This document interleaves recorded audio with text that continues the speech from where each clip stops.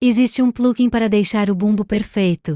O essencial kick é massa, fácil de colocar o tom no bumbo. O Saba aumenta os subgraves. O Mid aumenta o médio grave por volta de 200 Hz. Esse ar aumenta os agudos, perto de 4 kHz. O Quads mexe com o transiente, valoriza o ataque deixando a pancada mais presente. O Tap adiciona saturação, uma distorção sutil, uma compressão multibanda, adicionando grave e agudo. O compressor tem as configurações relaxadas, ajudando na dinâmica.